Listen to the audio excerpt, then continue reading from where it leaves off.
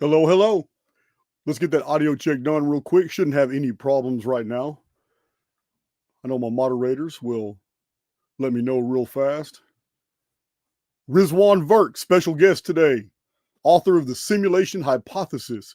You guys know how simulation theory kind of gets us going here in Archaix. So this is a MIT computer specialist, shows why AI, quantum physics, and Eastern mystics all agree that we are in a video game. Pretty interesting. You know, 2.5 years ago, I do have a video called "We Are Inside a Video Game. Deal with it." Maybe one of my moderators can post a link to that video. Yes, it is a new intro, no doubt. No doubt. So, sounds all good. Awesome. So, Rizwan Virk is backstage right now. We were just chatting it up just for a minute or so. And without further ado, I don't have any other announcements other than Archaix Underground is going off, and you guys are missing out if you're not in there. This isn't a website, it's a platform. But without further ado, this is Rizwan Virk, author of Simulation Hypothesis. How you doing? Doing well. Thanks for having me on your show. Yeah, man. It's I'm glad you accepted our invitation. We've gone through quite a bit of material on simulation theory. We just kind of, in Archaix, we kind of take a different approach. I mean, Philip K. Dick kind of opened the door, in 1974 with his epiphany, but we don't really know how much of that, he had a really vivid imagination because he broke out in 1962 with The Man in the High Castle, which was a really, really compelling book about basically a simulation within a simulation in a novel in the book. I don't know if you read it. It's really compelling. Yeah, no, definitely. I read it. And I interviewed his wife, Tessa, when I was doing the research for this book originally. So I published the first edition of the Simulation Hypothesis back in 2019. And what came out now is the new hardcover, which is the second updated edition. But so she helped formulate a lot of my thinking around simulation theory initially. And then I wrote another book a couple of years ago called The Simulated Multiverse, which was based on Philip K. Dick's speech from Metz, France in 1977. So yeah, I'm very familiar with that particular work, The Man in the High Castle, and his idea around. Oh, that was just the beginning. Yeah. That was just the beginning. I don't even know. I can't even name them all. You might be able to, but apparently Hollywood has taken his concept and modeled several movies like The Adjustment Bureau and other movies based off Philip K. Dick. I didn't know he was that much of an influence on you. I was thinking more like 1980 bombs material. David, I was thinking maybe you had gone through his material. He's a quantum physicist, but he did kind of lay the groundwork in the wholeness and the implicate order. So I figured you had probably read him and Michael Talbot and Nick Bostrom. Yeah, it's funny because I actually read a lot of those guys after I had come to the conclusion that we're living inside a video game. And so then I went back. I mean, just in terms of my background, I studied computer science at MIT, and I became a startup entrepreneur, first in enterprise software, and then later I moved to Silicon Valley and became involved in the video game industry.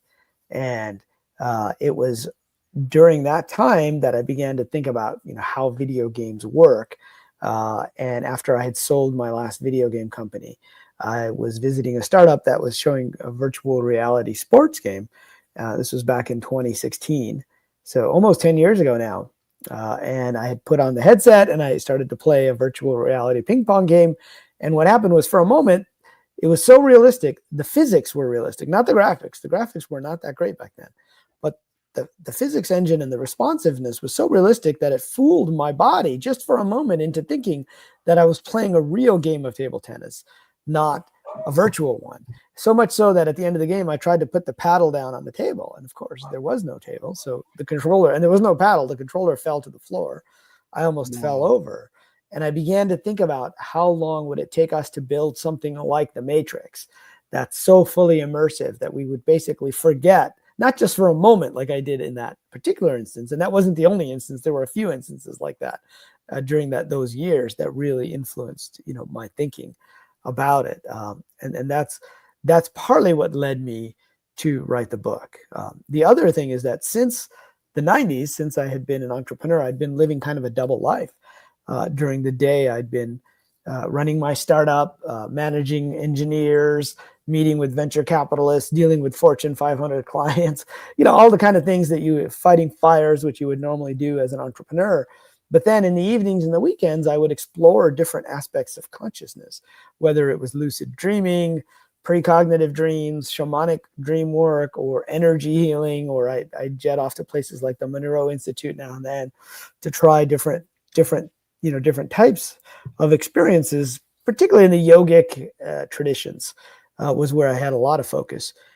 And so I'd been living this double life for a long time. And then it wasn't until after I started to think about this idea of the world being an immersive video game that I was able to bring together, these explorations that I had done with simulation theory. And now you can discuss simulation theory with scientists. Now, they may not agree we're in a simulation, but they're willing to discuss it with you, right? They're not willing to talk about the demiurge or God or angels. They're just not willing to engage in that discussion at all, or out-of-body experiences even, for the most part.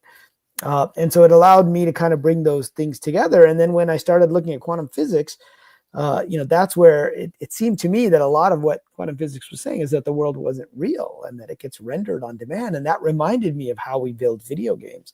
And then finally, I started looking back at the religious traditions and realized they were using different metaphors, different language, but they were kind of saying the same thing as modern near-death experiencers and what I've come to talk about as the metaphor of the video game of life. Right. We refer to that here in Archaix as frames of reference when we're isolating the idea of simulation theory being proposed by ancient civilizations. A lot of times they nail it. They're just not calling it simulation theory. Right. And so, a lot of my work, like the second part of the book or the third part of the book, is about religious scripture. And it's about the fact that any mystic who peeks outside of physical reality is going to be like Plato's cave, right? His philosopher. He goes out and first he's blinded by the sun. Then eventually he gets used to it and he comes back in the cave and tries to describe what he saw. But unfortunately, he doesn't have the language to describe it. So what's he going to do? He's going to use metaphors. He's going to say, well, the sun is kind of like a fire, but it's a much bigger fire, right? Yeah. Or, we have some wood here and trees are kind of like that, but they're bigger. So they wouldn't have the language. And so, in fact, I just published an academic article and there's a summary of it on The Conversation. I'm happy to post the link online. Just this week it came out, which basically is kind of a high-level summary of, is simulation theory echoing what the major religious traditions, have been telling us. So you can after the video, you can send Big John just drop that link in an email, and I will put it in the description box. Okay. Yep. Sounds great. Yep. Cool. That will work. So we go through a lot of this material as well. You know, Yeah. we've discussed the Aboriginal dream time. We've discussed the Eastern concepts of Maya, and Yep. we've gone deep into like Peter Carroll, Liber Chaos, the writings of P.D. Ouspensky in Tertium Organum. We've heavily reviewed Ishak Mentov, all of his books, especially Stalking the Wild Pendulum, and we see that the more we actually study objective reality, we find that it's entirely subjective, and that everything is experienced through the filters of the central nervous system, and that this can be very deceitful. And if we're only hearing a little bit, we only have a minimal amount of olfactory senses, audible senses, optical. We only see 94.5% of the electromagnetic spectrum is invisible to us. So if the central nervous system is a massive filtering system that allows us to experience things in a linear fashion, but we're in some type of cyclical model, then there's really nothing physical here. It's like everything's masked in quantum camouflage, and that the quantum physicists will never get it all the way right, because they're not adding this extra element. Even video game is a frame of reference. We're in some type of weird spiritual simulation deal. Like, I mean, simulations answer for everything, don't they? I mean, it's the Navy and the Air Force use them before they put somebody in a $2 billion aircraft. They want them fully simulated. You know what I mean? We use simulations for everything now. So it's not a leap of faith to think that sometime thousands of years ago, we had already perfected this technology.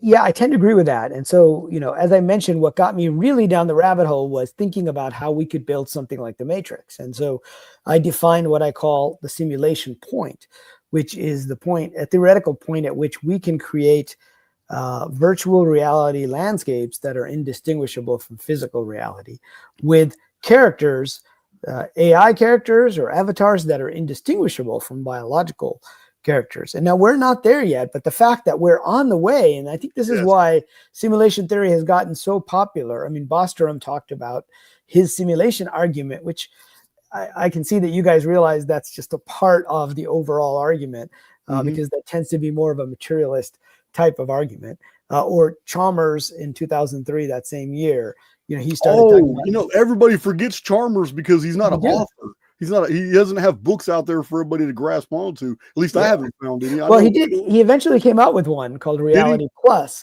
a few years ago. And so I actually had him because I taught the first ever class on simulation theory at an American university that I know of, at Arizona State University. And so I invited him to come and chat. Okay, see, I have his papers. I have his papers, but when I had compiled a file of simulation theorists, he's in my file, but not as anybody I can reference. I can't order.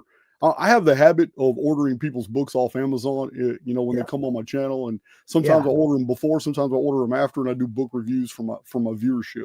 Oh, great. Yeah. So Chalmers, what happened was when The Matrix was such a big success, people started to call it, philosophy as a film. And then when they came out, I think it was when they came out with the home DVD release, the Wachowskis basically commissioned some actual philosophers to write essays about this idea. And Chalmers was one of those. And they put those on a website, which is no longer existent, but his essay is still around, which was called The Matrix as Metaphysics. And so he defined the Matrix hypothesis, which is a little bit closer to the virtual reality world, whereas Bostrom's was more about AI, and in this big, what I like to call the NPC versus RPG axis of simulation theory.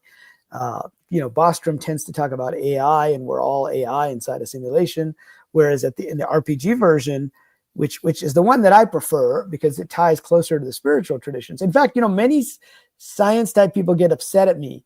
They're like, why did you include all that bullshit about religion and mystics in a book about the simulation hypothesis? And I said, I did it deliberately because it's an important part of the story. We're missing, a different way of searching for truth. And so I always get a hard time from them because of that, right? In fact, just yesterday, I think this weekend, somebody responded to one of my tweets like, simulation theory is just religious dogma. And I said, well, that is basically a dogmatic quote, not science. He said, it's not science. that's a dogmatic quote, because in fact, it's both. You can't say it's only science and you can't say it's only religion or metaphysics, because we're both trying to get at the underlying nature of reality. So anyway, yeah, but Chalmers did write a book. Reality Plus came out in 22, I think, just a couple of years ago, where he consolidated a lot of that. And even a lot of those essays that the people wrote for that website, they're in another book. I forget the name of it, but it's talking about the metaphysics of the matrix from 2003, 2004, or 5, something like that. In that time. Okay, so here in Archaix, you told me before the show I could call you Riz. Yeah, absolutely. Listen, I'm a Southeast Texan country boy, and I am known and famous for mispronouncing names, pronouns, and all that. So I'll call you Riz. Sounds great. Here in Archaix, we have gone through the historical record meticulously with a calculator, and one of the things that we have noticed is that the historical record conveys events as if we're in some type of massive controlled mathematical construct that it's still operating on constants that we recognize, like the law of diminishing returns, the constant law of conservation of energy. And there comes times when, because of overpopulation, because whole civilizations have crowned, they have now reached their apex, and now they're about to enter the like the phi cycle 1.618 of the entropy, and they're going to start curving down real fast now, like the Roman Empire did. And we've documented this in Archaix over and over and over, and it seems that there's a clearing of the cache, and it's disguised as cataclysms. It's disguised as anomalous things that all of a sudden cities are emptied. Sometimes they're buried. Subsidence, liquefaction, volcanic resurfacing, earthquakes, and it's like the system is just clearing itself to start over again. Yeah, tell me some more specific examples of that. I'm very curious. Well, we've isolated a 552-year cycle. There's an epicycle period of 138, but it's really interesting how the 138 is identified in ancient texts, ancient monuments, and architecture, rectilinear dimensions, especially the Great Pyramid. And yet the cornerstone of the Great Pyramid, the very foundation stone, the corner, is measured in the fine structure constant, and we have shown this on Archaix. And in this 138-year patterning that seems to be the heartbeat of the I like to call it the similosphere, but it's like the heartbeat of our reality.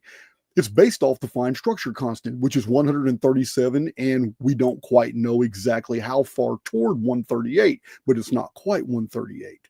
So if you're going to have time in a cycle, but experienced in a linear fashion, you're going to have a pattern break. Without the pattern break, there's no such thing as 138. 138 becomes 139. 139 becomes 140.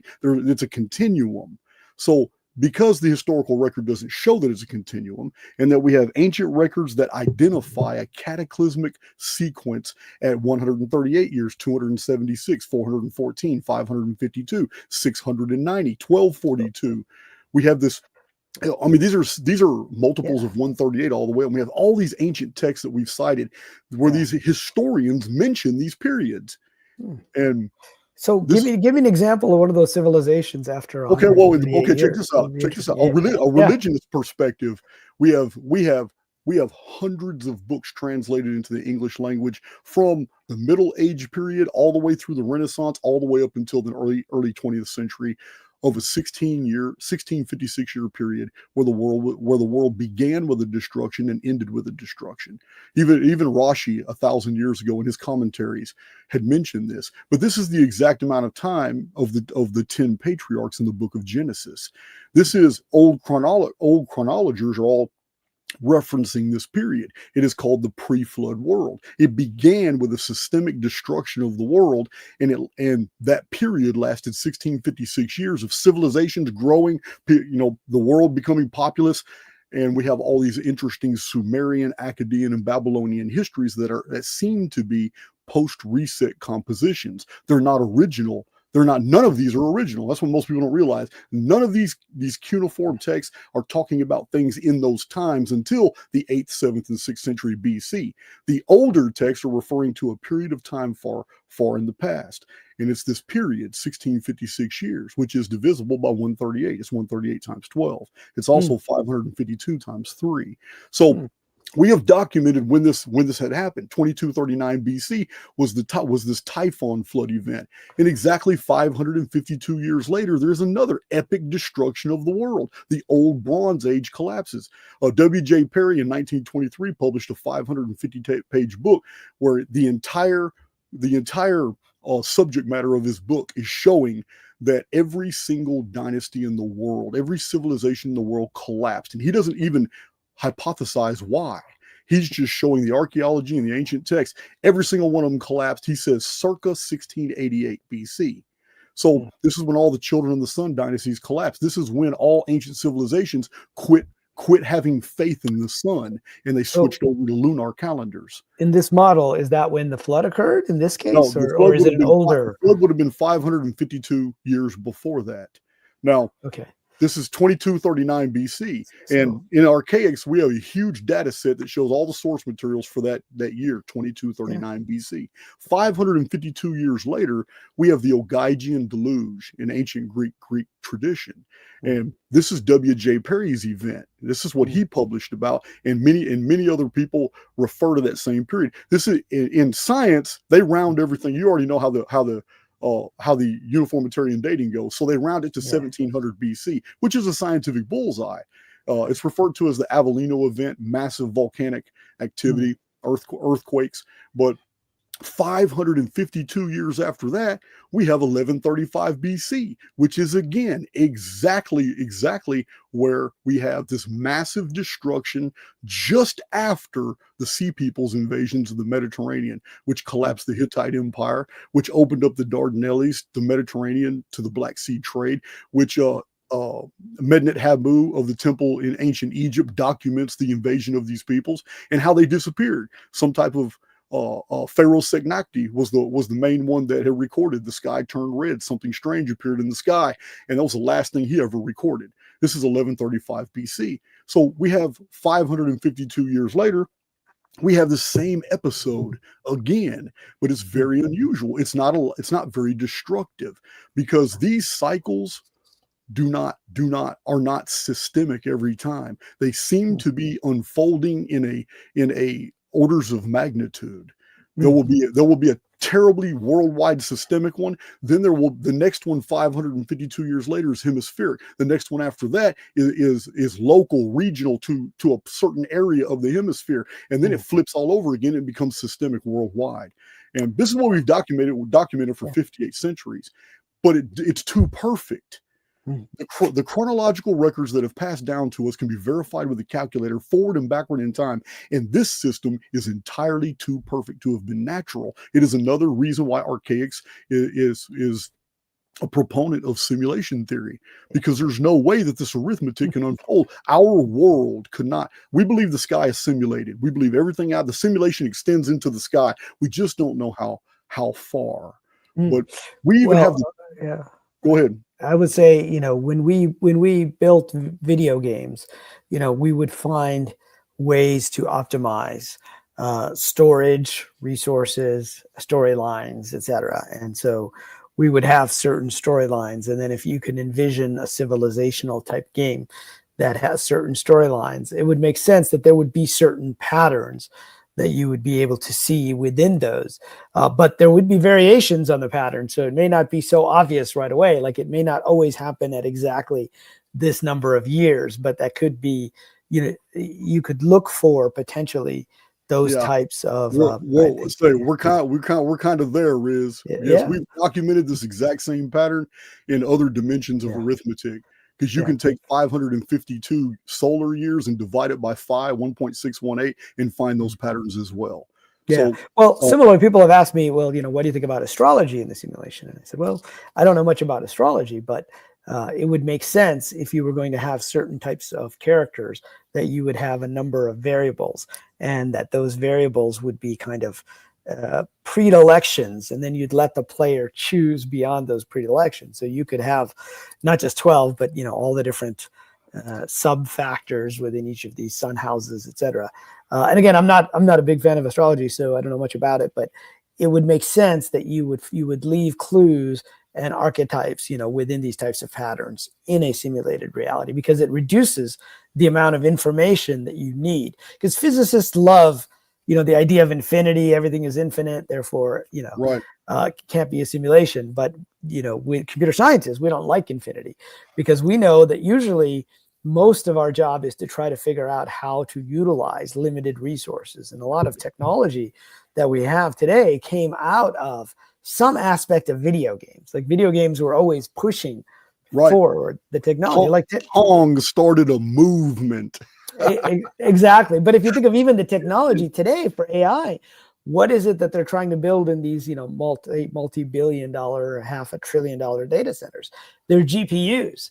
And where did GPUs come from? They're graphics processing units, which were made for processing of graphics on screens, and video games were one of the applications that really pushed that whole thing forward. So in many cases, play is the oldest known human activity, social activity, if you think of it. No doubt. Right? That's how kids learn to socialize. There's board games, there are other types of games, but now with the technology, you can see there's an element of that there as well. So concerning the conservation of energy, you mentioned that in the development of a world, when you're world building and you're building and you want to save energy, and there's all kinds of ways and little tricks you can do in the programming. So we address that in Archaix too. We call it dungeon programming. The reason we call it dungeon programming is because we hold to the idea that this experience is all programmed. Being programmed, there are subroutines that you can phase into, because the programming is multifaceted. It has a personal element, and it has a collective element. And the personal element allows you to do great things, be miraculous, guide your avatar in the direction you want to accomplish whatever it is you're trying to, but you're up against collective programming that's always trying to ensnare you into a belief system or into a daily habitual activity by which it becomes self-perpetuating, and the millions of participants in that dungeon program now begin to feed that program, and it saves the overall construct energy, because their participation fuels that activity. You can call it Christian fundamentalism, you can call it Islam, you can call it whatever the paradigm is that you've accepted to be true. It will modify your behavior. Your modified behavior will cause your avatar to act in certain ways, and that literally becomes a battery when millions of people are all doing the exact same thing at the same time, believing the same thing. The construct doesn't have to expend a lot of energy. They're already entertaining themselves. Well, it makes sense. I mean, in the way that I like to talk about it is back to this axis that I talked about earlier, which is the NPC versus RPG axis. And in the RPG version, everybody has their own avatar, but they all also rendering the world on their own quote unquote computer. Now, that doesn't mean it's an actual physical computer. It could be, even the virtual reality is, I think, a metaphor. Like a virtual reality headset is a metaphor for the type of thing that we're talking about here. I mean, it could just be spiritual blobs, right? There are certain groups that do certain meditation. There's a group called the Brahma Kumaris. I had never heard of these guys before, but when I was I was visiting the University of Cambridge in the UK, their AI center, and I came across them. And, they have this idea that the world is like a drama, like a play. And of course, that is a metaphor that's been used by many different traditions. Very, very Shakespearean. Very Shakespearean, exactly. And so, and I told them, well, my model is of an interactive video game, because I had spent some time studying Swami Yogananda. So I don't know if you're familiar with Autobiography of a Yogi. No, I'm not. So Swami Yogananda was one of the first Hindu swamis to come to the US and live here. He came about 100 years ago in 1920.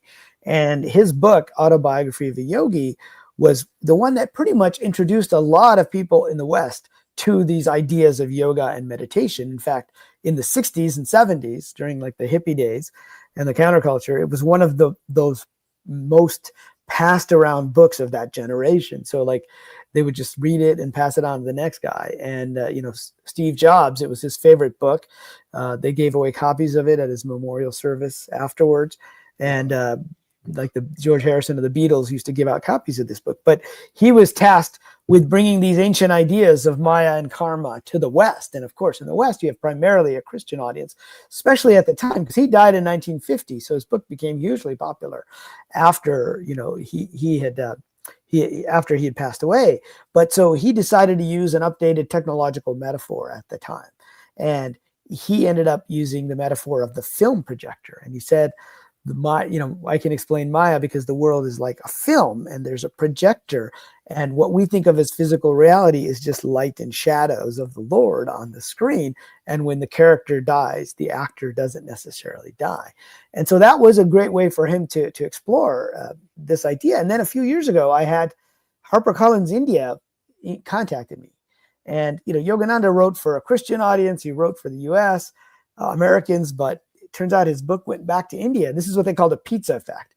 If you've ever heard this term, scholars call it this, where pizza started in Italy and it came to the US and then we kind of changed it. And what's thought of as pizza today is more of an American invention than an Italian one. And then it went back. And now if you go to Italy and you order pizza, you get something closer to what we think of as pizza, not what the original pizza was. And so in this case, Yogananda went back and they emailed me and they said, hey, it's the 75th anniversary of Autobiography of a Yogi. We'd like you to write a book about lessons, that people can learn today from his books. And I said, well, are you sure you want me to write it? First of all, I'm not a Hindu Swami. And, technically I was born in Pakistan, not India. And I've lived in the West and that's who I write for. And they said, no, we want you to write about this because we want you to use updated technology metaphors to explain these ideas. And so what the conclusion that I came to was that if Yogananda were alive today, he would say it's like a film projector. And we're like the actors and the characters, but we're also the audience watching ourselves. And we have scripts. We have storylines that each of us has chosen, but we can change those scripts. So we have free will from that perspective. And that sounds much more like a massively multiplayer online role-playing game, I think is the model. It does. It does. Yeah. Are you familiar with any of the actual visuals, what people have reported in the alien abduction phenomenon? I don't promote alien abduction phenomena. I believe something else is going on. I believe that humans are on the outside of the construct. But still, my point is this. What you're saying about the programming and that it's a projector is very interesting because in the alien abduction phenomenon, people may be programmed to see it as a UFO, to see it as a light, and to see a body floating up to a UFO. This has been reported many, many times. Sometimes it's a horse, a goat, a cow, a dog floating. Sometimes it's a human. But several times, observers said that it was super creepy because we live in a fourth dimensional world. At least this is the one that we're told we're living in. But when they see this phenomenon and they're in motion, like they're moving in a car and they see this happening in a field next to them, it takes on two dimensions. And they say they cannot explain it. But that cow, as the more they moved, that cow became flat like a piece of paper and was frozen in time as it was going up into the sky. And there's an account of two women sleeping in the same room, and one of them had the light was bathed in like a violet light, and she started floating out of her bed, and the other woman panicked and ran out of the room. But as she was running out the room and looked, she saw that her friend, when she looked at her edgewise, had become flat as a sheet of paper and was going up into the ceiling. So this is, I'm not saying that's what's happening, but this is what the optics look like when you're dealing with multiple dimensions and like an interference or a convergence field that allows for men and materials to be taken out of the game, out of the program, somewhere else. It looks so weird to us, but I believe that's what's happening. I believe that there is, Philip K. Dick was kind of right. There is an adjustment bureau type thing going on. Whatever they're doing, they have taken men and materials out and even put them in here. Yeah. Well, I think that makes a lot of sense. And I have explored the UFO phenomena quite a bit. I was just at the Soul Foundation conference in Italy. Yeah, with Gary Nolan. And I'm also on the advisory board for Harvard's Galileo project. But talking about the Adjustment Bureau for a second, and we'll come back to the UFO phenomena and the abduction phenomena. So, what Tessa told me was that, he came up with that story because there was a bathroom in Philip K. Dick's home or apartment where, he said there was a chain light, and he had pulled the chain hundreds of times. Back in the day, we used to have the chain lights where you would turn it on or off by pulling the chain. And then he came back one day and it was a switch. It wasn't, the chain. And she said he told the story in various ways at various times, but that led him to wonder if people were changing variables along the way. And that led to him writing the story, The Adjustment Team. This is way before Mandela effect became a cultural phenomenon. That's exactly right. And so, in his speech, if you listen to that speech closely from Metz, France in 1977, there's a famous line, which is, "We are living in a computer programmed reality." And that line has become famous because he was, one of the first to take it seriously, and the videos online. You've probably seen it. I'm sure some of your viewers have. And you can see the audience looking at him like, what are you, nuts? Including his friend, Joan Simpson, who went with him all the way to that conference. She's looking at him like, huh? And he ad-libbed that. That wasn't part of the written speech originally. Like, he had kind of added it in there. Because if you look at the written version of the speech, which is called "If You Think This World is Bad, You Should See Some of the Others," which is an essay that's been published in some books after his death, it's not there. So he actually probably came up with it on the plane while he was there. But that speech, the important part of that speech, I think, is what he says after that. He goes, we are living in a computer program reality, and the only clue we have to it is when some variable is changed. Some alteration occurs in our reality, which they performed in the Matrix for us when the black cat passed the doorway twice. Exactly. And the next line was, you would have a sense of deja vu. And that's a clue that at some point, some variable was changed and you are reliving the same events again and again. And he came to that conclusion partly because of this event, but he came to believe that he had the full memories of the timeline of the man in the high castle, where Germany and Japan won World War II. So he came to believe that was a real timeline. And then this is interesting. So Tessa told me that he also supposedly was communicating with either the simulators or aliens or whatever you want to call them. And I asked her, well, what do they look like? She goes, well, I couldn't really see them, but it kind of looked like a funny, like a blob almost was in the living room or something, but I never got a clear look at them. But she said that they told him supposedly that they not only changed that timeline, and we're now in the other timeline where the Allied powers won World War II, but they also changed that JFK's assassination in Dallas. But then in the next timeline, he got assassinated in Orlando, and then they would change it again. And every time they changed it, he would either get assassinated or it would end up in some bad scenario. Like a nuclear war scenario. And so, I began to think about this idea of running multiple simulations, and it reminded me of the multiverse idea.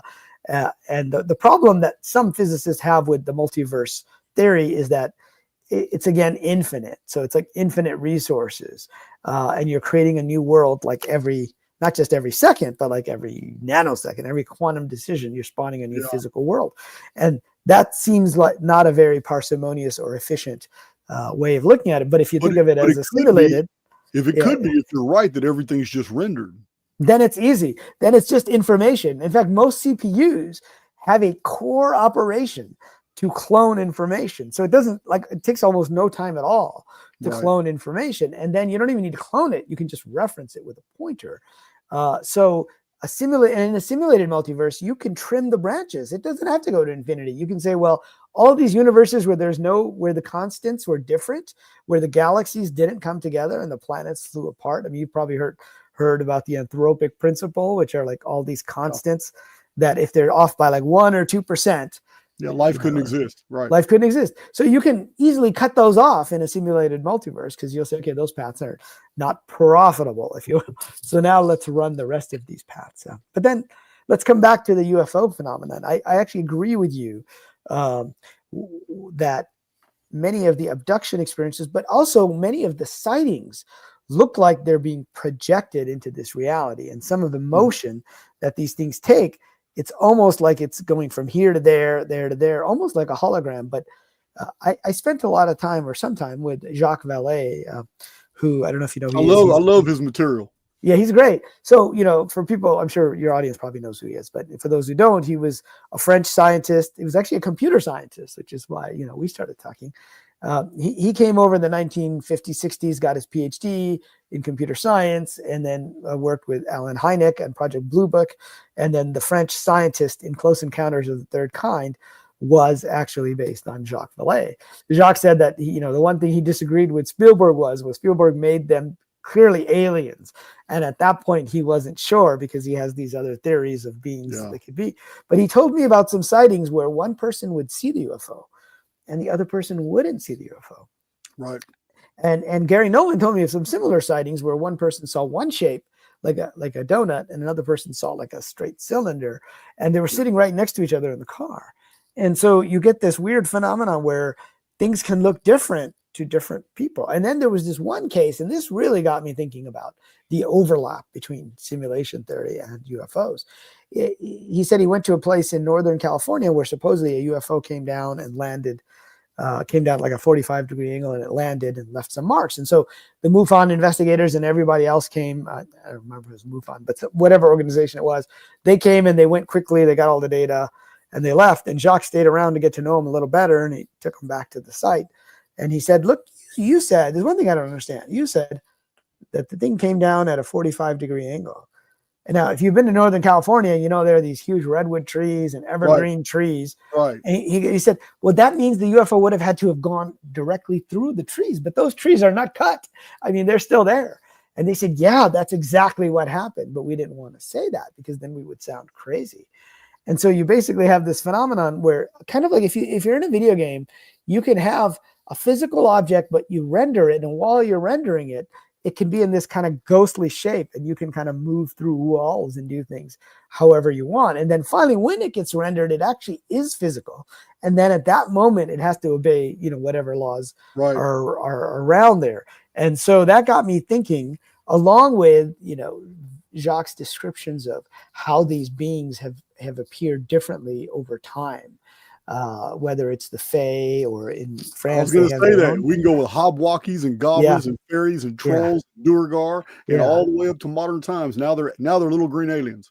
Yeah, now they're little green aliens. So are they simply presenting themselves? Just like in the 1950s, if you talk to contactees, they'll say the aliens told them they were from Venus. Okay, we know they're probably not from Venus, but were they lying intentionally to them? Because why? They could understand Venus. They know where Venus was. They knew Mars. They knew Martians are gonna attack it. Like that was something that was in the consciousness at the time. And so I began to look into the Islamic world and the stories of the jinn, which I find particularly fascinating.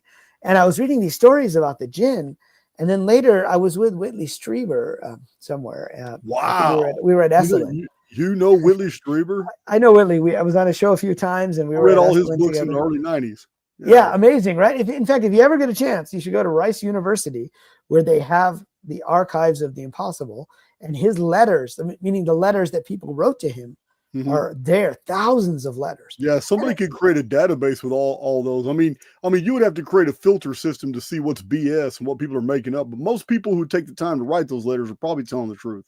And that's what surprised me. I mean, they would take like the time to write a 12-page typed letter in the 80s, and then they would draw pictures of like what looks almost like I saw one, and I only had like an hour or two there, so I just started browsing a few letters, and it was like the gray alien shape, but with almost like a white dress or outfit, and they had a little wand, and he was saying how they immobilized them. You have to be familiar with Roger Lear's work. I've heard of his work. He was pulling implants out that had these biomechanical membrane sacs, and the first 20-something times he had extracted them from people who claimed to be abducted, he found those exactly where the victim thought they were and went in and found them, but they would move. They would try to get away from his scalpel. This is something really, really horrific. And when he would get them, they would be protected in some really tough membrane, and he would have to take obsidian blades, and he would dull out blades opening them. But when he finally got them open, they would just self-destruct. They would just piss out little sparks and smoke, and he couldn't. So he learned to open them in a vial or in a little vat of that victim's blood. Those things identified the DNA, and he could sit there and open them perfectly in their own blood, open them up, and then he saw and filmed them. There's some type of super micro technological stuff. But Right. yeah, I've heard man, this about those. Roger He Lear. passed away recently, Yes, didn't he he? did. Yes, he did. Yeah, I think I met him at a UFO conference years ago. So I ended up investigating this whole subject mostly because I was interested in the technology. And there's a guy named Foster Gamble. I don't know if you've ever heard of him, but he's one of the direct descendants of one of the founders of Procter and Gamble, and so kind of from a famous family. And like in Palo Alto near Stanford, they have the Gamble House, which was by his like aunt or something like that. Anyway, he made a film called Thrive: What on Earth Will It Take? Which is from 2011, and it was kind of one of the original conspiracy movies, along with like Zeitgeist and Loose Change and a few others, back in the day. And they used to like play it at Occupy Wall Street. It was more of a conspiracy film than a film about UFOs, but I got involved and became an executive producer on that film. And because they mentioned UFOs and free energy technology. And so, that's when I started to really investigate this stuff and started to meet some of the people who claimed to have seen different things. But to finish the thought on the Whitley Strieber, so he told a story not that long ago of a young man who met this young woman, and they had a relationship, and then she called him to her apartment one day and said she's pregnant. And she goes, "But I got to tell you something." And he goes, "What?" And she goes, "Well, I got to tell you, I'm not really human. I'm actually a gray alien." And then he watched her change shape from the human form to an alien form, kind of like an avatar where you change the look of it. And then she said, "And I'm taking the baby back to my people, and you'll never see me again." Okay, now some skeptics will say that's just a bad breakup, right?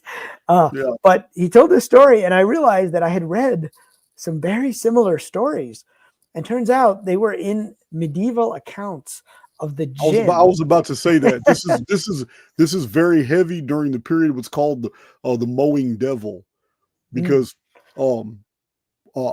not to interrupt, just but real to provide context, it is the medieval period when the mowing devil is what they were accusing to making all those agroglyphs in the wheat fields, cornfields, in the mowing, as in like mowing through the yes, because it was a fields, Christian puritanical society. They thought it was a devil, and they called him the mowing devil. And you can see woodcuts. You can look them up online. Shows a little guy out there making crop circles, and he's got devil horns. But this is what they thought back then before they ever entertained extraterrestrial theory.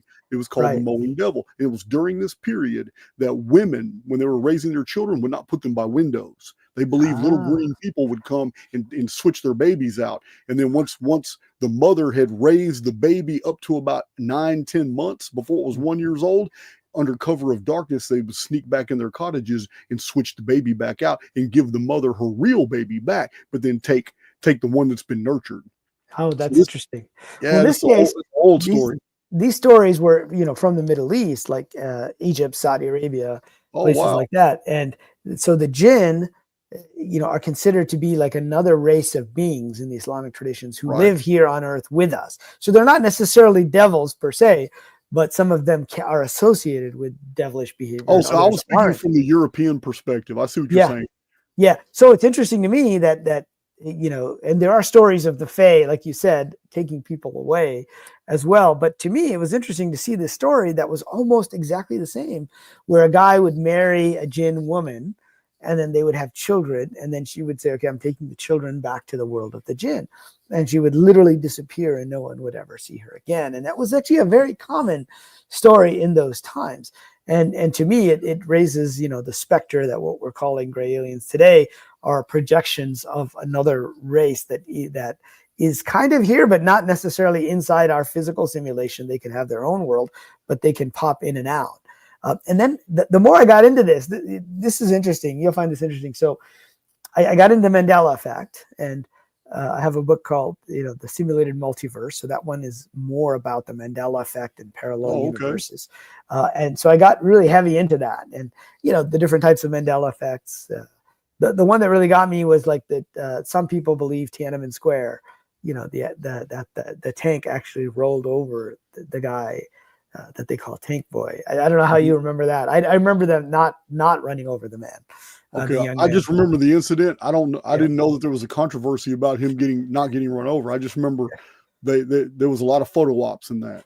Yeah, and so it's one of these Mandela effects That's interesting, and I find it interesting because the people who remember it will say specific details. They'll be like, "This was the bloodiest thing I ever saw on TV," and I never saw. And similarly with Mandela's funeral, they remember very specific details of his wife Winnie speaking and her taking over the movement. Of course, in our timeline, Mandela got out of prison.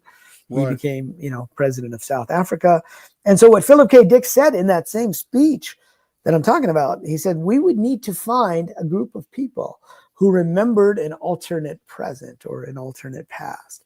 And back then that was pretty hard. But as the internet became popular, this whole thing was coined by a blogger because of Star Trek. And it's funny because she went to a Star Trek convention, Fiona Broom, and there were these, if you know Trekkies or Trekkers, whatever you want to call them, they know their Star Trek really well. Yeah, right. And the cast of the original series was up there, and they said, well, what about this episode when Kirk did this and Spock did that? And they're like, there was no such episode. The actors were like, we never shot such an episode. And yet these guys were quoting lines from it and stuff. And so it was very interesting to her. And that's how she came up with the Mandela effect. But then I became even more interested because originally I had dismissed the Mandela effect. Like I think a lot of mainstream scientists will. It's just bad memory, faulty memory from groups of people. But there was one about the thinker, which actually had some physical evidence. So do you remember the statue of the thinker? Do you know that one? Absolutely. I have several statues in here of the thinker, bronze. Okay. And where's his hand in that? So I got another statue back there, but right now it's on his chin. It's on his chin, and it's like this, right? Because that's what the current, we have there's a big cast at Stanford, and it's on his chin like this. And yet there are people who describe it in the past as being a fist under his chin. And then there are others who describe it as a fist on his forehead. Now that's what's really interesting. So there's actually a picture, and people can I've seen a porcelain statue of him fisted on his forehead. On his forehead, right? Yes, yeah. Not on his chin like these statues. And you could argue, okay, that was done later, but there's an actual picture that was taken in 1910, I think, or somewhere around there. Mm-hmm. And the title, it was at the London unveiling of the thinker, of the first bronze cast. And it's called G.B. Shaw in the pose of the thinker. And so it's a picture of George Bernard Shaw, and his hand is up here like this. And so that picture is still there. And so you start to see this physical evidence. And then you have all the scriptural changes that people have talked about. And this is where it ties back to the jinn and the UFOs in a minute. So you have all these scriptural changes like Isaiah, where about the lion and the lamb, turns out, if you look in the King James Bible. And so their whole website's dedicated to this stuff. And I started to wonder, well, if it could happen to the Bible, it could happen to other scriptures as well. Right. So I wondered if there was something in Islam. The Quran is sort of preserved in its original Arabic. People argue about whether the meaning has changed, but the Arabic as it was written down at the time. And so I started to look around and see if there was anybody talking about changes in the Quran. And it turns out there was one Sufi imam, and Sufis, I'm sure your audience knows, are like they're like the mystical tradition, kind of like the Gnostics of Christianity or the Kabbalists of Judaism. And there was one Sufi imam that I found, and he basically said that, and what people do in Islam is they memorize the Quran word for word, like start to end. There's actually a designation called a hafiz, is somebody who can recite the entire Quran to you word for word. And so he said that there's obviously an exoteric reason, a regular reason for this, which is, back then not everybody could read and not everybody could write. But he said there's an esoteric reason why they do this. And he said it's because there's a race of beings that is allowed to go back in the past, and they're allowed to change physical objects, but they're not allowed to change your memory. And so if we pass it on word for word, then even if these beings change the physical object of scripture, we can still remember it. Rizwan, we talk about this in Archaix. We show many examples of this editing feature. I attribute it to Archaix is an acronym. Archaix is the AI X at the end is artificial intelligence X. And we believe that this is a program that's running right now to make this whole experience much more believable. It's what causes the stress. It's what causes the anomalies. It's what causes the hardships. It's It's not necessarily evil from its own perspective. It's a program. I agree 100%. But let me just finish that thought, which is that those beings are called the jinn. So that's what's connecting this back to UFO phenomena, was that supposedly the jinn are beings.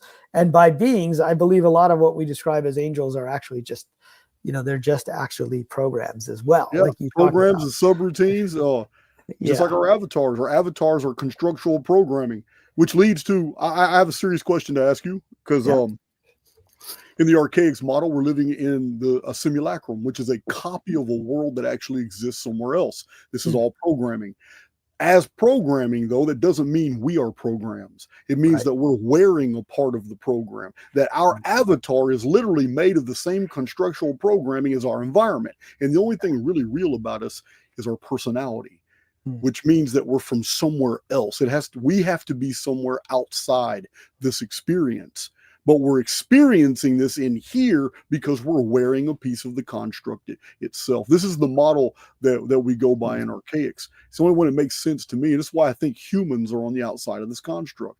I am 100% on board with your game theory, we're in a giant video game. It may not feel like a video game, but I'm always telling my community, guys, you're going to be really surprised when you die and you find out that you're going to be wagging your tail wanting to go right back in. You're going to want, because this is an awesome experience. And yeah, it's full of dark and nefarious stuff. But once you eject from this experience and you get to see objectively what you just went through, and you have all your memories of all those activities intact, and you have all the maturity and all the lessons you've learned and all the things that you happen here, you're going to be lining up to go join another adventure like you just had here. So yeah, no, I agree with that. I think that's, for me, I kind of refer to that as the RPG version of the simulation theory. RPG, that's role-playing game, right? Yeah, role-playing game, where basically you have a character or an avatar inside the game, just like in the Matrix. Neo and Morpheus, right? They existed outside of the Matrix, but they also had their character. Now, in the Matrix and in TV shows and films, they make the character look exactly the same, because then they can use the same actor, right? It's Neo, Keanu Reeves in both cases. But in an actual game, your avatar doesn't need to look like you outside the game, right? And one of the things that I found interesting, since we've been talking about religions a bit and ancient scriptures, they all tend to describe the incarnation process as a process of forgetfulness. Right, like in the Greeks, they have the Greek traditions. They have Lethe, which is the river of forgetfulness, and they say you cross the river of forgetfulness. Right. And in the Chinese traditions, they have Meng Po, who's the goddess of forgetfulness, and what she does is she brews the tea of forgetfulness, and you drink that like before and after a lifetime. And so people talk about this in many different ways. In Islam or in Arabic, the term for a human is insan. And what it kind of means is a prisoner within this world, if you will. And the insan goes through nisyan. And nisyan means forgetfulness. And so we forget our true nature while we're here. And that is, I think, one of the main interesting aspects of this game, is that it ties right back to my ping pong experience where, I forgot that I was inside a game. And like you said, the reason we want to come back is we forget when we're in here, right? It's that this is just a game and we take it so seriously. And then I was on a podcast recently with this woman. She's an actress from The Big Bang Theory. I don't know if you know that show, but I remember the show. I probably watched every episode. Oh, you did? Yeah. Well, so it's Sheldon's girlfriend, who was played by Mayim Bialik, and she's Jewish, and they've got a podcast. So I was on the podcast, and so I was telling her, actually doctorate level. What was it? Neuroscience. Yeah, she has a PhD in neuroscience. She has a PhD. Yeah. Yeah. And so I was talking to her about forgetfulness in different traditions, and she goes, "Oh, hey, we have that in the the Jewish tradition as well. And there's an angel called Layla. And what happens is before you're born, you know everything, you learn everything, and then just before you're born, this angel presses your top lip, and that's why we have this cleft, is because she pressed it. But when she presses it, you forget everything and you're born again. And now you have to relearn everything when you're here, right? And so that's, another model or another example, I think, of an angel being just a program or something that happens in part of the process. Right. That said, I don't take a strong position as to what is outside the simulation, like in Bostrom's world and other worlds, it's humans. We are humans outside the simulation. Other people think it's aliens. Other people think it's just souls I described earlier, just blobs of energy. Yeah. It could be something that's different from where we are. And well, I think sometimes let me paraphrase this real quick. Yeah. It could be, we could have any type of avatar on the outside. We could have any type of body. It could be any type of weird case system. It could be some super awesome, peaceful, benevolent government with an unseen oversoul governing all these personalities. We don't know, but we do have one thing that we can judge by, and that is, I'm pretty sure that whatever personality we have in here is the same one we have out there. And if we can analyze our personalities, what makes us tick, what makes us feel good, what makes us not feel good, what we're willing to do for others, what we're willing not to do for others, all the parameters of our personality and psyche. Yeah. I think this is the best evidence that we're not here and that we're actually somewhere else, and this is a temporal experience. So if love and caring and altruism exist in the partial here, I think that outside of this experience, they're probably the norm. I agree with you there. And one of the reasons I got interested in this, both the process of incarnation, like in a video game, you choose your character and you say, okay, it's going to be an elf or a dwarf or a human, and my dwarf is going to be a warrior, and my human is going to be a wizard. You kind of choose a profession. I used to love Dungeons and Dragons. And so did I. I played it back in the day, with actual pencil and paper. Stranger Things is finally I did too this year. You did. Great. So you're from that era as well. But so there's this process of life selection and storyline selection. But that doesn't mean we still don't have the ability to make choices when we're in the game. Like when we build a game, we lay out all of the paths that characters can take, but we give the player the choice to which way to go at any given time. So there is pretty much an element of free will there. But choose your own adventure novel. Exactly, like a choose your own adventure. And that to me lays out, and then people who have hypnotized people to go back to the state before they were born, what the Tibetans call the bardo, the in-between state. I don't know if you're familiar with Michael Newton's work. He wrote Journey of Souls. I haven't read that. Which is a book from the 90s. And it's interesting because he kind of did this. He stumbled upon this where he was regressing a patient to childhood, and somehow he ended up regressing them before childhood, not to a past life, but to the in-between state. And then later he did this hundreds of times, and he came up with what he said were the stages before you're born. And one of the stages was a life preview where you saw on a screen like these different life paths and choices that you might make, just like a computer screen, or back then it was a TV screen. And it turns out there were other doctors, psychiatrists who came up with similar models independently of him by doing the same technique. And Dolores Cannon has a book on this. She did it back in the 80s. And there's another guy, Witten, I think was his name, in Toronto, who wrote a book in the early to mid 80s about this, life between life. But anyway, I became interested in near-death experiences from a guy named Daniel Brinkley. I don't know if you've heard of him. He was struck by lightning in the 70s. Oh, I do remember this guy. Yeah. Remember this guy? He's quite a character. Yeah. He had an epiphany, and he had one of the more complete near-death experiences because he went through almost all the stages that people talk about. But what really struck me, and he wrote a book called Saved by the Light, which was a best-selling book. They made it into a TV show. I think Eric Roberts played him. Interesting guy, and he's become a friend of mine. But he described it as a holographic panoramic life review, where he said you had to review every single act that happened in your life, but from the other person's point of view. And so he used to be in the military. That would be amazing that's an amazing analysis if we have to really go through that. Yeah. Because that just process that for a second. If that is true, that your personality is going with 100% awareness after you leave this avatar, is going through a holographic review of everything you have ever done, but it's only focused on how you affected other souls in the construct, then that means this is a teaching lesson, and that this isn't judgment at all. Yes, and that's exactly right. And so for me, as a computer scientist, I always ask, well, okay, if that's true, how would that work? everything would have to be recorded and recreated and replayed. And then in 2016, around the same time I was playing this ping pong game, I was involved with another startup in Silicon Valley. And we would take a game that you played, like, I don't know if you've ever heard of League of Legends or There's so many of them. There's so many. Counter-Strike Global Offensive is interesting because it's a first-person shooter game. And one of the things that Daniel described in his life review, because he was in Vietnam and he literally killed people. So he had to see what it was like to be shot by Daniel. And he felt what that person felt, the guy that he killed, let's say in Vietnam or wherever it was when he was in the military. And then he saw the ripple effect of that on that guy's wife and children. Now he wasn't present for that, right? So that was something that would only be known in the simulation, but not to him.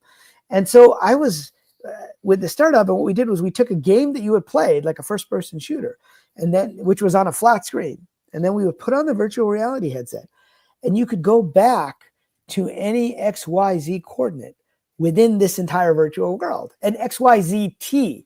So any XYZ coordinate at any time during the game. And you could replay it, and it felt like you were literally in that world, like standing in the world, which you weren't originally because it was just a game on your screen. And you would see the bullet coming at you, kind of like the bullet time thing in the Matrix. Right. And so I began to think, well, if that's true, then we must be in some kind of a virtual reality where we can go back and replay those items. And then I started to look. If you're dealing with a holographic field, and a field is nothing but, an informed field is nothing but saturated with information. Information's in the field. It's almost eternal. It's like kaleidoscopic. Your perspective determines what you experience and see. But if it's holographic, then time travel is merely a change of coordinates. It's no longer a mystery. Right. So, I mean, it's a mystery for us to get our physical avatars to actually time travel, but to actually process the information, it's just a change of coordinates. Yeah, exactly. It's a change of coordinates. And so different people describe it differently. Some people say it's like a big screen. Some people say it's like a virtual reality, but I like his description of a holographic panoramic 360 degree. And you also feel, so the emotions of the other people. And that's key. Like one woman told me she had a life review. She had an NDE and she had a life review where she had done something as a little girl. She had like pulled out all the flowers that in her mom's garden. And she had to feel what it was like for her mom, who had spent the whole summer trying to grow these flowers. And she was so disappointed in her, but she didn't want to express it, because it was her little girl. And so even little lessons like that come out, sometimes more than the big lessons. And so then I began to look in the record, in the spiritual traditions. And turns out, they all have something similar. There's the book of life in the Bible, and the book of life, depending on which version you look at, is either just a list of names of who gets into heaven, or it's a book where every page is all the deeds of each individual person. Like each page is a page of one individual soul. And that's what St. Peter looks at. And then in the Islamic traditions, they get even more specific. They say there's the scroll of deeds. And there's two angels, and they name the angels. They're called the Kiramin Kitabin. Right. And one of them writes down all your bad deeds, and one of them writes down all your good deeds. Now, again, I don't think they meant there's somebody with a feather pen writing down in a physical book. That was just the technology they could understand at the time, was a book. Yeah. Well, the ancient Egyptian religion also uses the feather on a pair of scales when you pass through the gate of Rostal and Thoth and Iblis there, and your life is reviewed and against the weight of a feather on a scale. That's right. Yes. So the Egyptians have it. And then it turns out the Hindus have it as well. I mean, first of all, it's called karma, but they have an actual metaphorical representation. There's actually this guy, Chitragupta, who sits next to Yama, who's the god of death. So if Yama is a major god, then Chitragupta is like a minor god. And he sits there, and his title is the record keeper. And so he writes down everything so that when you go to your next life or your next character, Yama, the god of death, won't make a mistake in sending you into this realm or that realm or this character as your next character. And there's an actual name for where he writes it.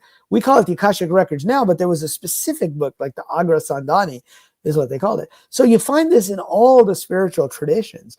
And so, my point in this academic article, I actually got these religious folks, religious scholars, to accept an article about the simulation hypothesis as a new way to think about these types of things. And of course, in academia, they don't like to acknowledge that any of this mystical stuff could be real. Right? So Right. they treat it as only a sociological phenomenon, meaning, yeah, these people believe this and these people believe that and those people believe that. But And we're not going you to would make it. think, you would think that, because I'm a critic. I'm not peer reviewed at all, but I'm a critic of a lot of those who are. And you would think that, in academia, that you would incorporate like the thought processes of Joseph Campbell. Everything is frames of reference. Why are you offended about simulation theory? Because if it's just frames of reference, then you shouldn't hate on more primitive cultures for not being able to know, exact all this syntactical grammar that you know today. It's just ridiculous to be prejudicial against them when they're really describing the same things that we're theorizing about now. It's just ridiculous. Yeah, absolutely. And so anyway, that was the art of it. It took me a long time to get it through peer review though. But to basically say, look, this is a new metaphor, and the books, like the books and the angels, those were just metaphors too. They were metaphors for processes that could be described better today as an actual database in the cloud, which is where all your actions are stored. And that when you choose your next adventure, if you will, you pull off the quests.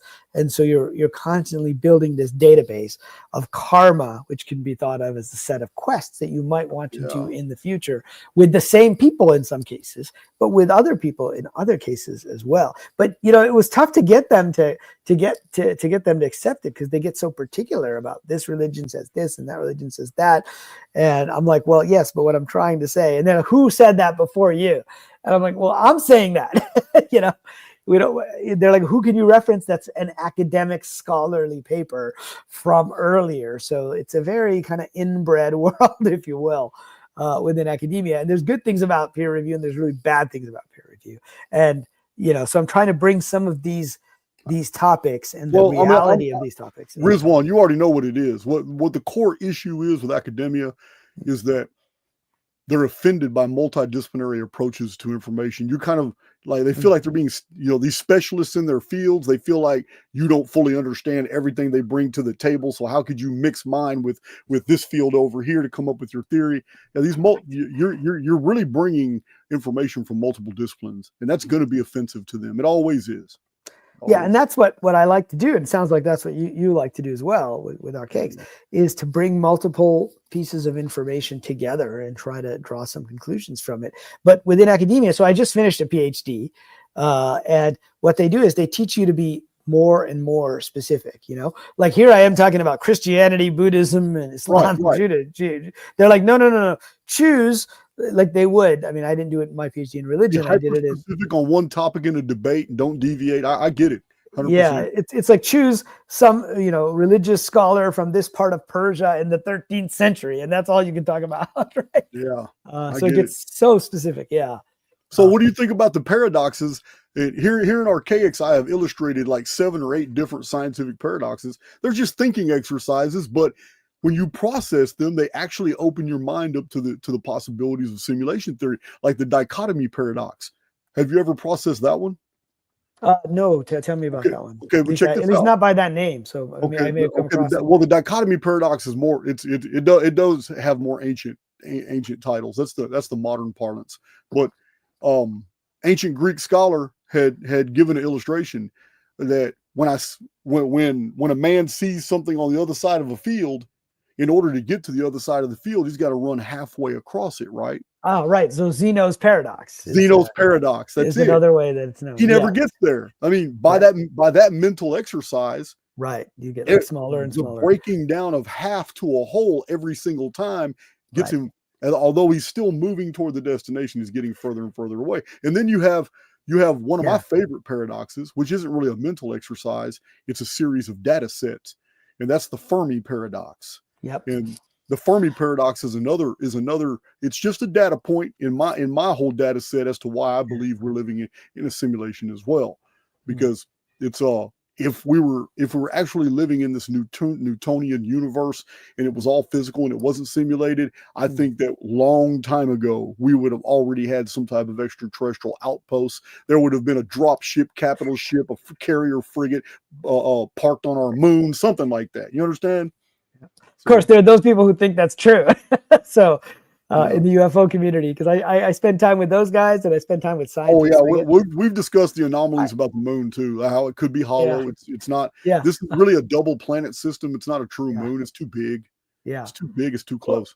Well, coming back to Zeno's paradox, which you call the dichotomy paradox, I remember thinking about this, back in college and thinking, well, the solution is there must be a smallest amount of space. Otherwise, you would never be able to transverse, which basically is like a pixel, right? And so that's one of the things that kind of led me down the path. Now, there's a mathematical solution to that, which is that an infinite series that keeps getting half and half ends up just, it ends up summing up to one, but that's just the mathematical. How does it get implemented in the physical world? There must be like a pixel, a minimum pixel of some kind, and then it knows to kind of pull that together and jump to the next one at that point. Right. Right. Yeah. So one is interesting because when you divorce the numeral one from the scientific exercise that you just explained, and you just review it as like in the occult or a mystic associations to the number one. One was the number of true potential. It's where all mathematics derives. One is pure potential, and its potential in its purest form. One. Two, the number two in the occult is the beginning of the dichotomy. It's the beginning of polarity. It's the beginning of division, and all that. Three is the beginning of cohesiveness, and four is the beginning of three-dimensional reality, because it takes 4 points to even create a third dimension. You understand? It takes 4 points. It takes 4 points to actually make a three-dimensional geometrical image. You can't make a three-dimensional image with 3 points, but you can with 4. So anyway, I got a whole bunch of exercises on different numbers and all that, but the number one in the occult and mystic traditions is the number of pure potential, because worlds can be built off the number one. So being able to reduce to one seems like it would just be a reset of the arithmetic. Yeah, that's interesting.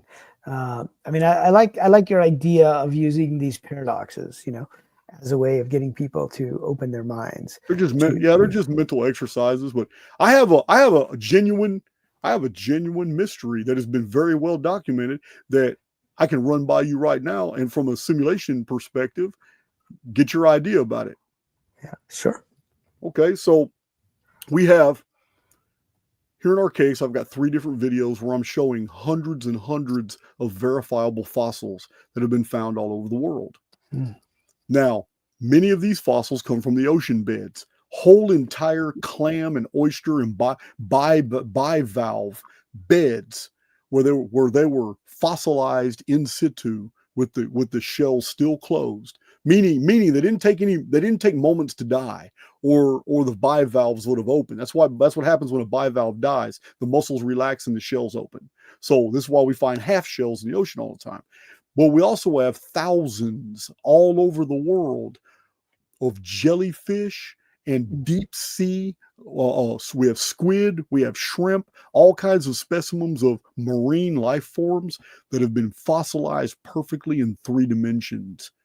Not the standard fossilization process where there was a cataclysm, there was a mudslide under sea or whatever, and they all got pressed and squished and fossilized. None of that.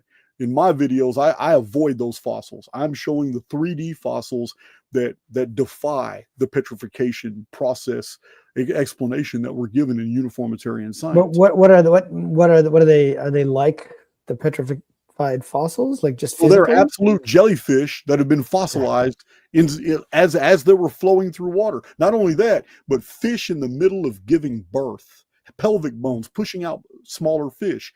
Animals in the middle of fighting with their hackles up. They're fighting for their lives, fossilized perfectly. Fossils found all over the world of ecosystems on the bottom of the ocean, all the way up to about 2,000 feet altitude all over the world. It's as if the entire world flash froze. And I show this in entomology. I show this in amphibians and reptiles and mammalian life forms, and it's a true anomaly. And what would you? To me, it's a system reboot. Because if the whole entire world could flash freeze, and I understand how difficult it is to process this if you haven't seen the evidence. So I've even went to a museum and I did a video from a museum in Texas where they show these fossils. They have a scientific laboratory there set up where they're studying these three-dimensional fossils. It's very, very unusual. It's like the whole entire system that we're in was turned off. We're talking about 200 degrees below zero, just shut off. And the reason these three-dimensional forms were found, jellyfish, squid, and octopuses flowing through the water, completely fossilized. They were turned to stone because the only way I can think of is the only reason that could have happened was the entire ocean flash froze and they were fossilized in situ, trapped in ice over a period, a thawing period. So anyway, it's a huge anomaly, but it's another data point in Archaix as to we're living in some type of controlled environment, because at one time in the past, somebody turned the switch off. But what's interesting in the fossil record is every single insect, and I show this, crickets, grasshoppers, centipedes, millipedes, butterflies, dragon wings, fossilized. How do you fossilize a butterfly wings? But all this I've documented, and I've shown all these pictures and where people can go see these fossils. So, but every one of these creatures are alive and well right here in Texas. All over the world, you can go in your backyard and see hundreds of specimens that I've showed that are fossilized in 3 dimensions right here in Archaix. So to me, the only answer I can think of is somebody turned the power off, and when they turned it back on, the programming for all these life forms was still in the construct because they were all still here. How do you destroy the whole world and kill it, and then as soon as you turn it back on, it's there? Because this is what the archaeological records too. It's called the Permian explosion. This is what geologists have found too. Whole areas of strata that have absolutely no fossils, no transitional forms. And yet all these complex forms that exist today, while I'm talking to you right now, are also in 400 million year old strata. And it doesn't make sense. That's interesting. Yeah, I don't know what the conventional explanation would be for that. But I think from a simulation perspective, it could make sense if there was. So, one of the things that I like about simulation theory as a way to think about not just one timeline, but multiple timelines is just like in a game, you can save a state, right? You can save the state of the game and then you can start playing it again. And so if, in a computer game with our computer system, that just means saving the information. But if it's a much more complicated system, that is generating the 3D reality, what would saving the state look like? And this could be evidence of a point in time in which they froze the state and they ran it forward. But possibly, could it also tell us that maybe that was a point in time they also decided to go in a different direction? Yeah, to try out one of these and start a new one, but based vaguely off some of the life forms that were in the old one. Yeah, based off that amount of memory. So they didn't have to go back and rerun up to that point in time. Right. They were just taking that point in time and running forward. And so there's something called the delayed choice double slit experiment, which I find really fascinating. And I mean, obviously quantum physics and the observer effect is strange in and of itself. I mean, Niels Bohr said, if you aren't shocked by the quantum theory, you haven't truly understood it. Yeah, I mean, we're talking about conscious acts right now that actually affect the past. This is another piece of evidence for simulation theory to me. Yeah, to me too, because it's almost as if you are basically choosing from one of multiple possible pasts. And that, I think a lot of people, that can be really confusing, because you can think of, well, if I go live in Boston or I go live in California, those are 2 different possible futures, right? But it's hard to think of 2 different possible pasts.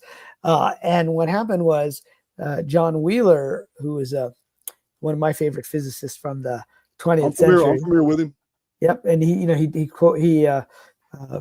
coined it from bit, which said that everything physical is based on information. But he also proposed this delayed choice experiment. And the best way I think to think about it is the cosmic delayed choice experiment, which he described, which is, suppose that there was light coming from a quasar that was 1 billion light years away from us. And so it's going to take 1 billion years to get here. That means the light left 1 billion years ago. And then what if there's a black hole right in the middle, and then the light has to go either to the left or to the right around the black hole? Right. And he said we could set up telescopes here to measure whether it went left or right. And if it's right in the middle, that means it would have had to have made that decision 500 million years ago, because that's when the light passed by the black hole. But the delayed choice experiment is telling us that it's not until we measure the light here that the decision of which way to go was made. And so it's almost like it's choosing from one of these possible paths. And so I did some research on this, and they actually have done, versions of the delayed choice experiment where they sent a particle up to a satellite like 1,000 kilometers away. So it's a very short period of time. It's not, a billion years or a million years, but they were able to verify that in fact, it's not till the satellite measures that particle that the decision of which way or which slit to go through is made in the future about the past. And so I looked around and said, is this really supported by quantum mechanics? Because, a lot of scientists would not give that any credence at all. They said, look, the past is the past. Right. But turns out Schrodinger, who was one of the fathers of quantum mechanics, who wrote the Schrodinger wave equation on which a lot of it is based, he actually had a speech. I found an obscure speech from him from the 1940s where he said, we would not just be choosing like which slit it goes through or how the probability wave collapses. We would be choosing from, and this is his phrase, not mine, from one of multiple simultaneous histories. And so that gives you right there that maybe the past is being generated. Man, that's genius. And I have to interject here because you're hitting on something that is deeply profound in the Archaix research. I have shared with my community at least 100 videos where I'm showing them calendrical mathematical anomalies in the historical record. This is the data. This is how we got it. It's verifiable, and yet it's impossible. And my conclusion has been that we are in some type of simulated holography and that we're running multiple different timelines. And then in retrospect, looking back, and we are deciding which timeline produced the best result for us to get to a certain point before we reinitiate the sim and continue forward. This is the Archaix model. Yeah, I think that is actually happening. But the question is it happening each of us individually? Is it happening all together? That's the true question. Yeah. Is it in the personal or in the collective? Yeah. And I also believe we are running simulations forward and then we're choosing which of those timelines to go into. But that's another theory of mine. That's awesome, man. Hey, you drink beer? I don't actually. I don't drink. Man, I sure could have a beer with you, man. But I'll have a coffee with you sometime. That would I love coffee. You love coffee. That's great. And so for on that last point, before we wrap up, because I know we're getting to probably about the hour and a half we talked about, but for people who played video games like Minecraft or Farmville, when you log in, you see what happened to your crops since the last time you logged in. And so they've grown a certain amount. But the server isn't sitting there every second saying this is what's happening to your crops. Right. What happens is when you log back in, it basically runs the past and says, hey, this is what happened to your crops while you were out. So it kind of rendering is observer dependent. Exactly. Got it. Yeah. That's genius. That's awesome. Man, it's been less than an hour and a half, and you and I have covered some major ground that Rizwan, you're gonna have to come back to the channel, or if you're doing something somewhere else and you want to invite me, and you know what, hey, it doesn't even matter if you want to get some real critics of simulation theory together, and you want to kind of like do a friendly debate with them, you can include me. You know what I mean? Sounds great. That sounds great. Believe me, I can come with my bullets loaded. Definitely. Sounds like fun. Yeah, that would be a really interesting panel. There's a lot of critics out there these days as well. And so, we need to have more people that are able to I find it's like I told John Lamb last year the other day. I was really surprised by how he and I just really clicked. But when we really process the things that we hold to be true, well, we find that these aren't differences. They're not fundamental differences at all. They're just differences in degree. And a lot of my biggest critics, I know that if I actually sat across the table from them and I was able to just espouse exactly why I believe what I believe, that they would come to the table and realize, damn, man, I've been attacking this dude for nothing, man. We really believe the same things. So it's just crazy. That sounds great. Well, who knows? One of these days we'll get together a panel like if you've ever heard of Ancient Aliens Live, where they get people from the TV show and they go around. They have panels. I would definitely get into a debate like that. I have no problem doing that. That'd be fun. Right. Yeah, I don't deny the phenomena. Ancient Aliens has provided some amazing, data on just unusual phenomena. It's not the phenomena that I deny. It's what's actually happening that I have problems with. Right. It's the interpretation, like we discussed in this video, a lot of these in the historical record. Because when it comes to ancient aliens, I don't see any outside contact. I see an underworld breakaway civilization that is kind of messing with us, and that they're inside the sim as well. But that's another video for in the future. That is, yeah. And there's always an interpretation going on. So absolutely, I agree with that. Yeah, absolutely. All right, man, it's been great. And if you will send Big John that email, I will include that peer-reviewed paper you recently did. I will put the link in the description box for you. Sounds great. Yep. And then, the book that just came out is the second edition of The Simulation Hypothesis. An MIT computer scientist shows why AI, quantum physics, and Eastern mystics all agree we're in a video game. Awesome, man. Hey, I will be ordering that book. My community knows I order everybody's books. My library is massive, but yeah, I'll be showing that book off on my channel as well. Sounds so great. If you have any last words, you want to say anything to my community, here's your shot. Well, I used to be in the video game industry, and there's a guy named Nolan Bushnell who started Atari, which made Pong. And of course, as a kid, I used to play games like Space Invaders and Pac-Man and Asteroids and like that. And he had a saying for his team, a rule of thumb about games. He said, make the game easy to play, but difficult to master. So if it's too easy to play, people are going to get bored and they're going to stop playing. And if it's, if you can master it right away, if it's too easy to master, but if it's difficult to master, they'll keep coming back again and again. And maybe we can think of the game of life that way, that it's easy to play. We're here. Necessarily implies that what we're going through right now is this way for that reason. That's right. Exactly. No doubt. Man, it's been great talking to you, Riz. That was kindred souls, man. And I appreciate you spending time to come onto Archaix, because I got an awesome community and they're always hungering for this type of information. Yeah, happy to be here. I've been monitoring some of the comments as well. So I think it is a great community. So glad to be here. Happy to be back sometime. Well, it's a little over an hour and 30 minutes, so I'm going to go ahead and let you go. Get to your life. I know you're a busy man, so I knew it took a lot to take the time out for us. Thanks, man. Yep. Okay, bye for now. Great guy, good spirit, good energy.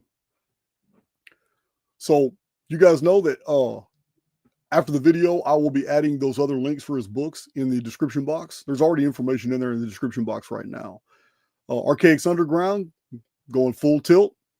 And you guys know that I have a epic presentation coming up in the next couple of days. And this is basically focused on a lot of people's research on the precessional cycle and just how old is Leo, and was there ever really an age of Leo? And I think some of you are going to be really, really surprised what's been uncovered.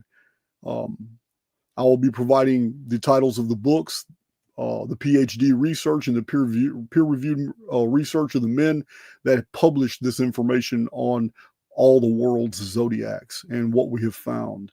And it's very profound. So this, again, is a critique of Fingerprints of the Gods and all of Graham Hancock's, basically his copyists, from Robert Bauval to Andrew Collins and Colin Wilson, Rand Flemath, and you guys know all the other ones, Billy Carson and Jimmy Corsetti and Randall Carlson. And these guys are all continuing to push a historical narrative for which there is zero evidence. And I'm going to show that. I'm going to show it very, very specifically in one single video. So we haven't gone this far in Archaix before, and this one's been taking a long time because I have had to dot my I's and cross my T's, because I already know there's going to be a massive amount of people triggered. But facts are facts, and I welcome anybody to debate them. Doesn't even matter. This is I got to put the data out, whether you like it or not. Anyway, I love you guys. I'm gonna hit this outro, and I will see you guys in a couple days.